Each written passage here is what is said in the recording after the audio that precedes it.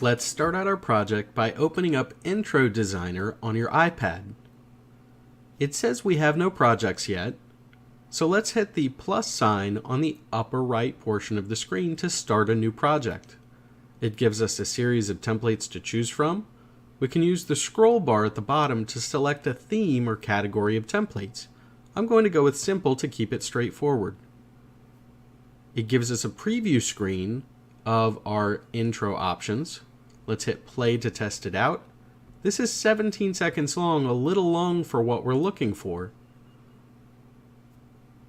Let's go ahead and pause this and scroll through other options that we have for intros.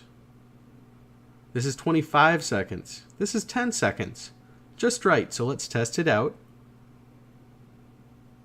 Now, this gives us 2 text boxes that we can play with. Let's pause it.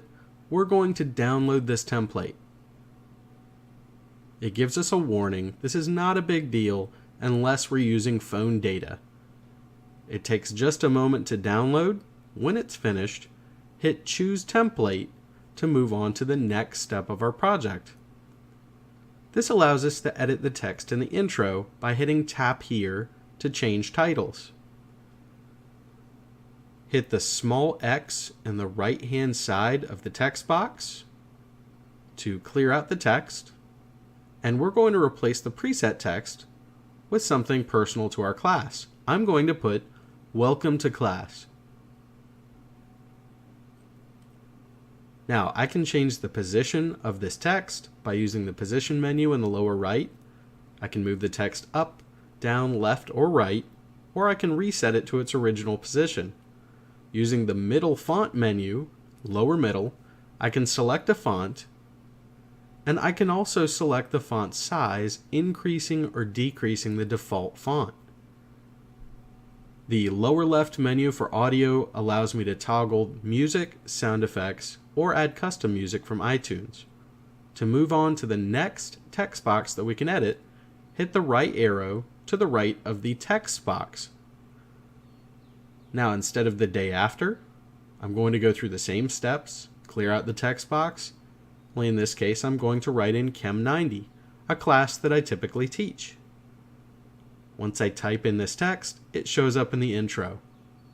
All position, font, and audio selections that I made previously are still set up. If I try to move on to the next text box to edit, I can't because we've reached the end of this intro. So let's play it to test it out.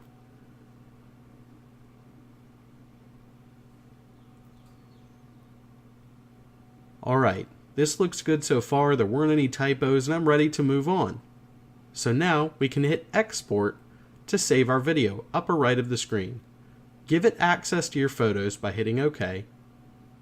Now we want to set this up in high definition by selecting 720.